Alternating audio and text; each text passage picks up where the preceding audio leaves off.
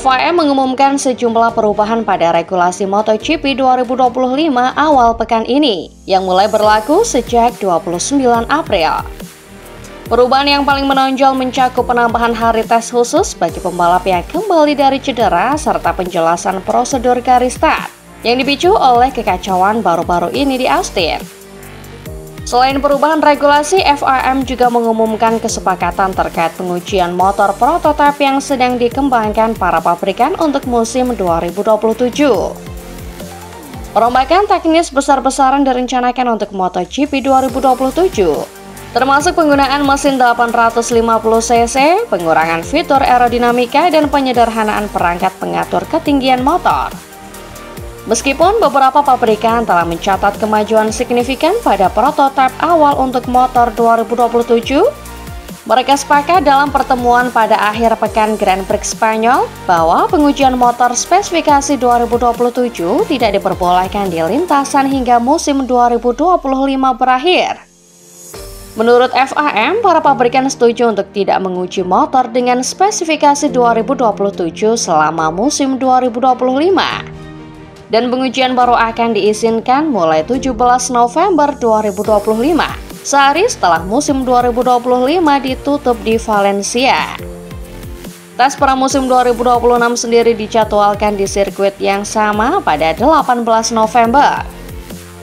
Selain perubahan teknis, MotoGP juga akan kedatangan pemasok ban baru pada 2027, yaitu Pirelli, yang akan menggantikan Michelin sebagai pemasok ban tunggal.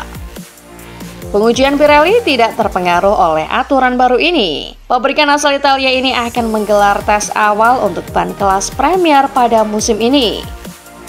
Dalam tes tersebut, para pabrikan MotoGP akan menyediakan pembalap tes dan motor 1000cc tanpa perangkat pengatur ketinggian, serta hanya dilengkapi paket aerodinamika dasar.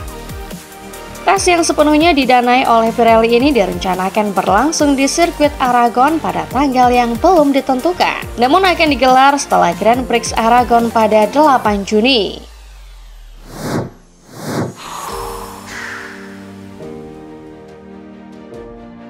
Bagnaia sangat ingin mendaratkan pukulan telak pertamanya dalam perebutan gelar juara balapan MotoGP Prancis 2025. Bagnaia finish ketiga pada balapan MotoGP Spanyol 2025 berkat kecelakaan yang dialami rekan setim sekaligus rivalnya Marc Marquez. Hal itu membuat Bagnaia mampu mengejar ketertinggalan meskipun Alex Marquez ini kembali mengunggulinya untuk menang di Spanyol. Setelah seharian melakukan pengujian di Jerez, Bagnaia siap kembali melaju dengan GP25 yang sudah diupdate meskipun spesifikasinya belum dikonfirmasi. Bagnaia menjelaskan komponen itu adalah sesuatu yang sudah digunakan Marc Marquez. Namun dirinya melepaskan setelah uji coba di Thailand karena belum mendapatkan feeling dengan jelas. Pecco Bagnaia mencatat perbedaan besar dengan Marc Marquez. Sebuah swing arm baru tersedia untuk para pembalap pabrikan Ducati pada uji coba Jerez, David Tardoso menjelaskan. Namun, itu tetap menjadi poin utama perbedaan antara motor yang dikendarai Bagnaia dan milik rekan setimnya Marquez. Bagnaia telah menegaskan bahwa ia menemukan dua hal yang akan membantunya dalam pertarungan berat melawan Marquez dalam tes Jerez, tetapi meninggalkan kesan misterius tentang bagian-bagian itu. Bagnaia didesak untuk menemukan bagian yang hilang untuk membawa pertarungan melawan para pesaingnya di kejuaraan di Le Mans dan seterusnya. Ia mengakui terakhir kali setelah MotoGP Spanyol bahwa ia tidak dapat menyalip. Bagnaia biasanya kesulitan untuk memulai akhir pekannya dengan cepat. Seringkali kesulitan pada hari Jumat, namun semua mata akan tertuju padanya akhir pekan ini di Le Mans.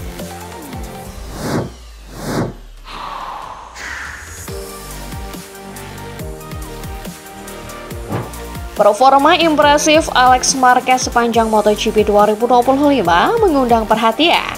Bahkan pembalap yang membela Panji Gresini Racing ini sukses memuncaki klasemen sementara MotoGP 2025, sekaligus mengasapi sang kakak Marc Marquez di peringkat kedua. Lalu Pecco Bagnaia, meski tidak jelek-jelek amat secara performa, Namun juara dunia MotoGP 2022 dan 2023 ini jauh dari kata memuaskan jika dikomparasikan dengan tandem barunya Marc Marquez. Satu kemenangan dari 5 seri awal MotoGP 2025 jelas bukan representasi yang tepat bagi pembalap paling lama penunggang motor Ducati. Hal ini kemudian memicu rumor Pecco Bagnaia akan digantikan Alex Marquez terhitung sejak MotoGP 2026. Isu ini muncul ke permukaan setelah Alex Marquez meraih kemenangan MotoGP Spanyol 2025 di sirkuit Jerez beberapa waktu lalu.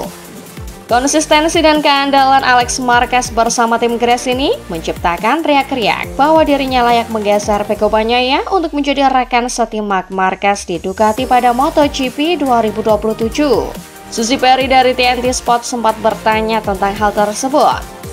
Ex-pembalap yang kini jadi analis, Michael Laverty menjawab pertanyaan Suzy Perry. Bagnaia mungkin bisa menerima Marc sebagai juara 8 kali datang dan mencuri perhatian di Ducati. Tetapi untuk munculnya nama Alex yang bisa mengalahkannya, tentu Bagnaia tidak senang.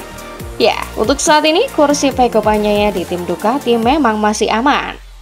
Namun jika Alex Marquez terus menunjukkan potensi dan berlanjut musim 2026, siapa yang bisa menjamin Pecco Bagnaia dipertahankan Ducati untuk MotoGP 2027? Artinya Pecco Bagnaia memang harus kembali menunjukkan jati dirinya sebagai juara dunia MotoGP 2022 hingga 2023. Yang pasti anak didik Valentino Rossi itu memang sedang kena mentalnya. Penyebabnya tidak lain Marquez Brothers. Marc telah membuatnya tertekan di tim pabrikan Ducati, lalu Alex di Gres ini juga super konsisten.